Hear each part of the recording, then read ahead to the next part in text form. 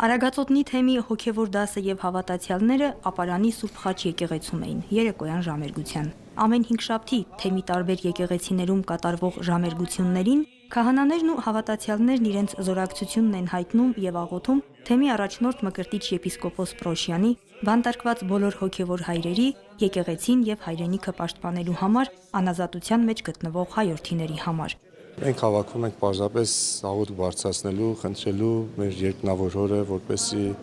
իր մեծ ողորմությամբ միջամտի, աջակցի, ողորմի, մեր ժողովրդին իմաստություն տա, մեր ժողովրդին լույս տա, առաջնորդություն տա, կարողանալու հավատարիմ լինել իր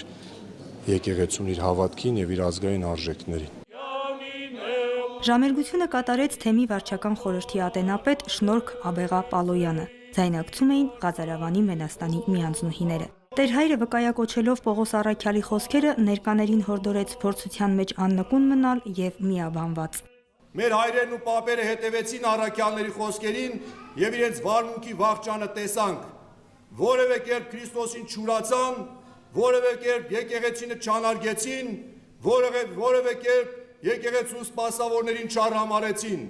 Ճիշտ հակառակը։ Որպեսզի ուրախություն լինենք մեր առաքյալների համար, պիտի հետևողը լինենք իրենց հաստատած կարգ ու կանոնին եւ իրենց քարոզած Քրիստոսի ավետարանին։